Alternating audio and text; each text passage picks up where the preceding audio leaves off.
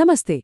आज के इस एक्सप्लेनर में हम शिक्षा की दुनिया की एक बहुत ही बुनियादी लेकिन दिलचस्प पहेली को सुलझाने वाले हैं। सोचने वाली बात है, जब इस दुनिया का हर इंसान, हर बच्चा अपने आप में बिल्कुल अनोखा है, तो फिर हमारी शिक्षा प्रणाली अक्सर सबके लिए एक ही पैमाना यानी वन साइज फिट्स ऑल का तरीका क्यों अपनाती है। आज हम सीधे तथ्यों के माध्यम से यह समझेंगे कि कोई भी दो लोग एक जैसे क्यों नहीं होते और शिक्षा के क्षेत्र में इस बात को समझना एक गेम चेंजर क्यों साबित हो सकता है। आज की इस चर्चा के कुछ मुख्य पड़ाव होंगे। हम शुरुआत करेंगे कि व्यक्तिगत भिन्नताएं क्या हैं और इनके प्रकार क्या हैं। फिर हम इनकी जड़ों यानी कारणों तक जाएंगे। इसके बाद हम देखेंगे कि शिक्षा में इसका इतना महत्व क्यों है, क्लासरूम में इसके लिए क्या उपाय किए जा सकते हैं और अंत में एक शिक्षक की इसमें क्या भूमिका होती है। तो चलिए सबसे पहले इसी बुनियादी सवाल से शुरुआत करते हैं। आखिर वो क्या चीज़ है जो हर सीखने वाले को, हर स्टूडेंट को पूरी तरह से अलग और अद्वितीय बनाती है? व्यक्तिगत भिन्नताओं का सीधा सा मतलब है इंसानों के बीच पाए जाने वाले शारीरिक, मानसिक, सामाजिक, भावनात्मक और बौद्धिक अंतर।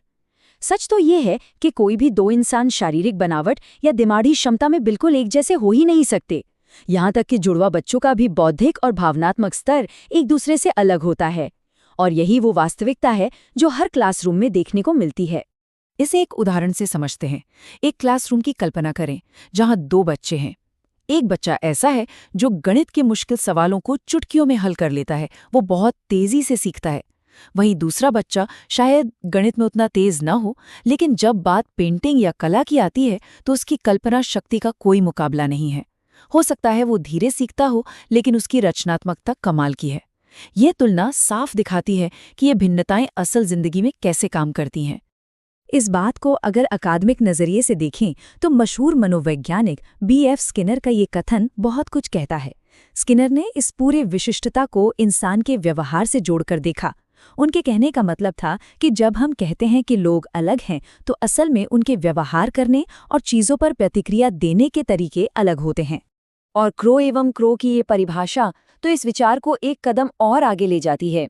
वे इसे सिर्फ व्यवहार तक सीमित नहीं रखते, बल्कि पूरे व्यक्तित्व को उसके घेरे में ले आते हैं। किसी इंसान की बुद्धि, उसकी पसंद, उसकी क्षमता और पूरा व्यक्तित्व, ये सब मिलकर एक ऐसा फिंगरप्रिंट तैयार करते हैं जो दुनिया में किसी और के पास नहीं होता।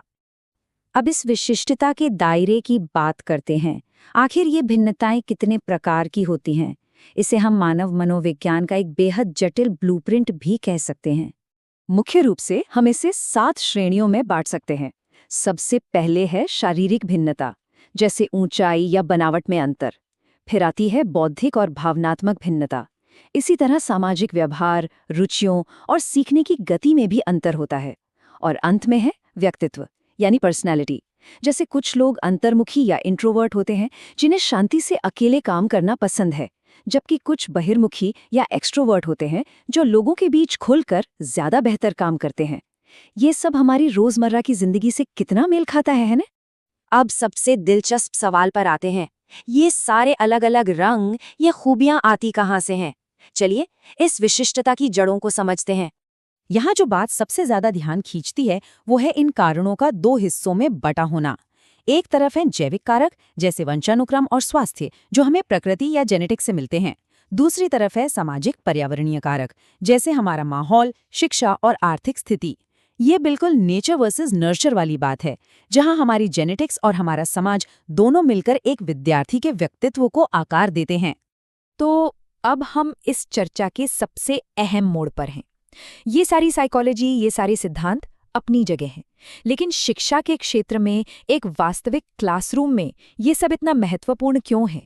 और इसका जवाब हमें ये समझने में मदद करता है कि जो पुराने, सख्त और सबको एक लाठी से हाँकने वाले पढ़ाने के तरीके हैं, वो अक्सर फेल क्यों हो जाते हैं। इन भिन्नताओं को पहचानने का सबसे बड़ा फायदा ये है कि हम बाल केंद्रित शिक्षा यानी चाइल्ड सेंट्रिक एजुकेशन की तरफ बढ़ पाते हैं। इसका मतलब है कि पूरा सिस्टम बच्चे के हिसाब से काम करे, ना कि बच्चा सिस्टम के हिसाब से। जब ये समझ आ जाता है कि हर बच्चा अलग है, तो सही शिक्षण विधियां अपनाकर उनकी असली प्रतिभा को निखारा जा सकता है। और सबसे बड़ी बात, ये एक ऐसी समावेशी शिक्षा का रास्ता खोलता है जहां हर बच्चे को उसकी ज़रूरत के हिसाब से सही मार्गदर्शन मिलता है। खैर, थ्योरी तो बहुत हो गई। अब सीधे उन एक्शन प्लान्स पर आते हैं जिन्हें कोई भी शिक्षक अपनी क्लासरूम में तुरंत लागू कर सकता है। शिक्षकों के लिए ये एक तरह की प्लेबुक है। इसमें सबसे ऊपर है हर बच्चे के लिए व्यक्तिगत शिक्षण का तरीका अपनाना, साथ ही ग्रुप एक्टिविटी पर जोर देना। चूंकि बच्चे अलग अलग तरीके से सीखते हैं, इसलिए अलग अलग तरह की शिक्षण सामग्री का इस्तेमाल करना बहुत जरूरी है। बच्चों को उनकी पसंद के काम देना, लगातार उनका मूल्यांकन करना और सबसे बढ़कर क्लास में एक बेहद सकारात्मक और उत्साहजनक माहौल बनाए रखना ही असली कुंजी है। और अब हम आते हैं इस पूरी शैक्षिक पहेली के सबसे महत्वपूर्ण हिस्से पर। वो इंसान जो क्लासरूम के सामने खड़ा होता है, यानी कि शिक्षक।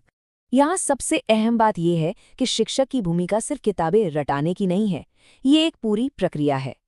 पहला कदम, हर विद्यार्थी को गहराई से समझना। दूसरा कदम, उनकी क्षमता के हिसाब से उन्हें काम देना। तीसरा और बहुत ही क्रिटिकल कदम, जो बच्चे थोड़ा संघर्ष कर रहे हैं उन्हें सहारा देना, और जो प्रतिभाशाली हैं उन्हें और आगे बढ़ने के मौके देना। और अंत में क्लासरूम में एक ऐसा माहौल बनाना जहां सबको बराबरी का एहसास हो। अगर इस पूरी चर्चा का निचोड़ निकालें तो बात बस इतनी सी है। शिक्षा का असली लक्ष्य सिर्फ दिमाग में जानकारियां भरना नहीं है।